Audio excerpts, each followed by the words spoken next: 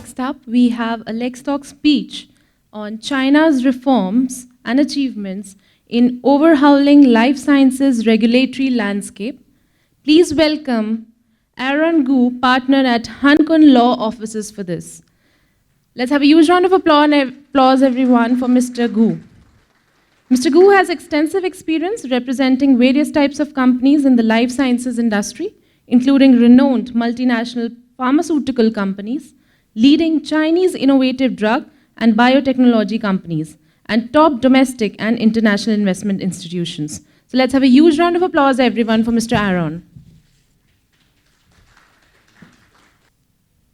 Hi, everybody. Let's take the time for self-introduction first, maybe. So my name is Aaron. I'm from China. I'm based in Shanghai. I used to work at foreign law firms for more than 10 years, including like 3 years at a Swedish law firm, and also 8 years in a top Washington, D.C. firm, but all Shanghai offices. I was seconded to D.C. and New York offices of the D.C. office like right before the pandemic.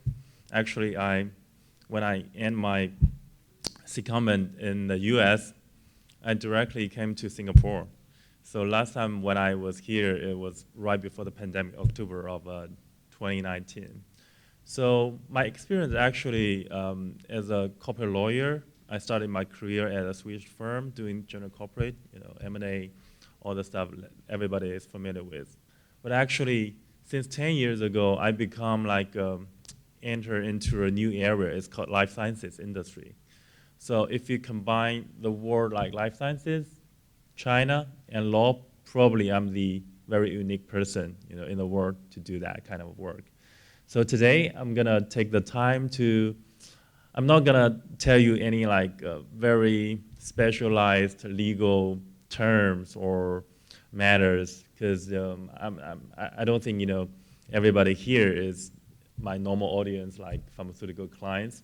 But I'm gonna tell you some stories about China's reforms on the regulatory landscape in the life science industry, which actually affect not only Chinese but also people in the world. Because innovative drug, medical device, it helps all human beings in the world. So let me wait a bit for my. Okay, that's great. So yeah, so please help me. Next slide, please. Yeah, this is my resume, but I don't want to take time for this. But later, I have my LinkedIn code you can scan later. Next slide, please.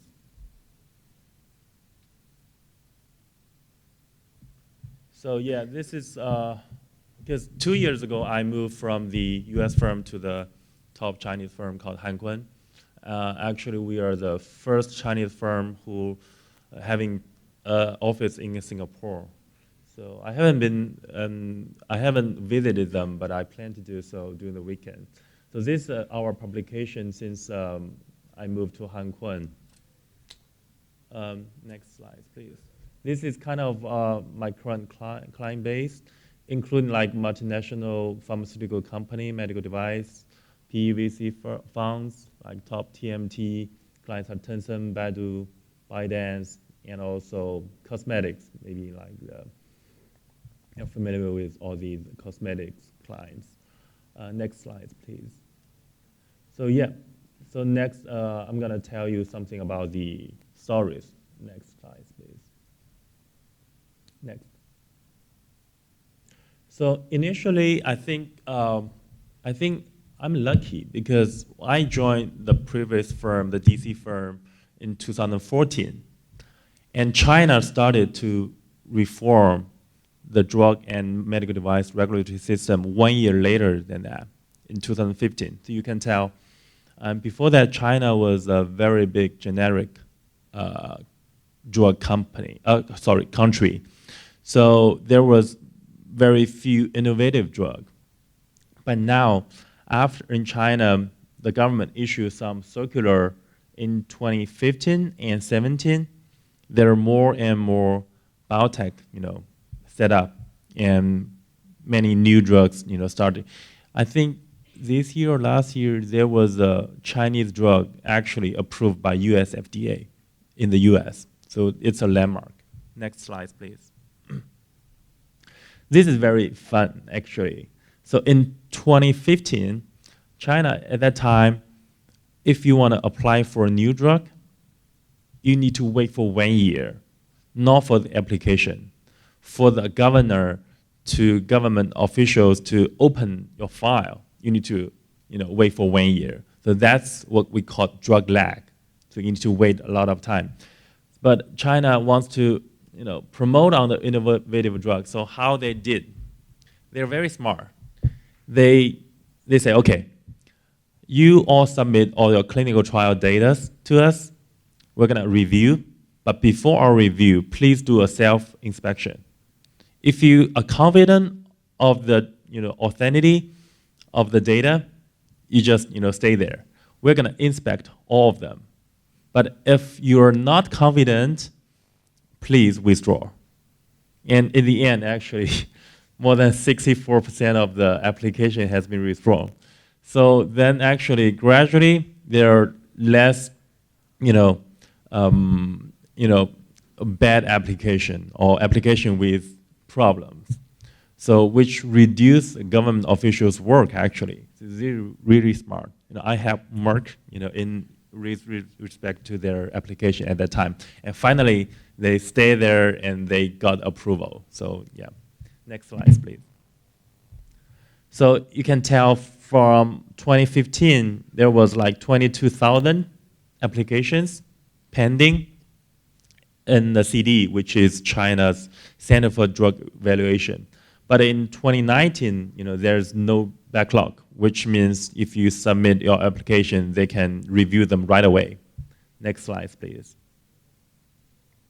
So this is, you can tell, take drug and medical device as example. There are many new regulations, laws. And actually, China is gonna having a new medical device law, which is still in progress. And personally, I participate in a lot of legislation work, so including that one. Next slide, please. Next. So you can tell since 2015, there are many biotech has been set up by the PVC firm. A lot of scientists, they used to work in European or US, in the big pharmaceutical companies. But then they came back to China to found those kind of companies and make the company listed in either NASDAQ or Hong Kong or China. Next, please. So these are the trend. You can tell, the investment peak was like 2020 and 2021. But since the second half of 2021, actually, the PVC, the investment environment has been, it's turning, worse and worse now. But you can tell from 2016, there are many very good biotech has been listed in NASDAQ and Hong Kong, including Beijing, Zai Lab, Innovent, and Junshi. Next, please. So now the trend actually is a licensing deal, because those pharmaceutical companies, they find, okay, China has a lot of good assets in terms of the drug pipeline products. And the valuation has been more and more reasonable. So you can tell all the big pharmaceutical companies come to China to license out their assets from the Chinese biotech. And those are the top 10 deals. The top one is upfront $9 billion US, and the total value is $84 billion US. That's a huge deal. And most of those are kind of names appear in this section are our clients, actually. Next, please. Next. Yeah, so this is a new trend. This January, actually, I've been to San Francisco because there is a JP Morgan Healthcare Conference. It's very famous in our industry. And previously, there's no M&A deal in this industry for China. But since this year, AstraZeneca, Novartis, and some other company like Genmab, also my client, they have purchased Chinese biotech since this year. So this become a trend. There are more and more M&A deal in addition to the licensing deal. Next. So I think this is the last slide. So actually, this is very fun, actually. So Hengrui is a traditional Chinese pharmaceutical company. And have you heard of GLP-1? Like the weight loss, drug, make Eli Lilly the top one life sciences company in the world.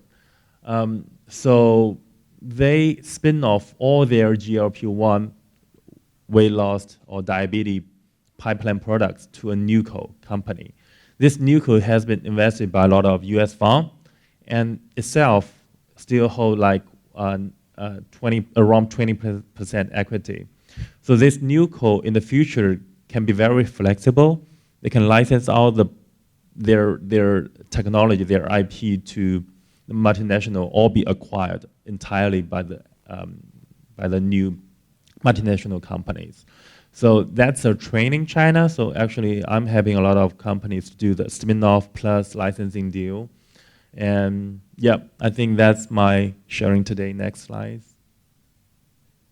So if you have anything related to life sciences or China, you can come to me. But if not, no worries, because my firm is a one-stop, full service firm.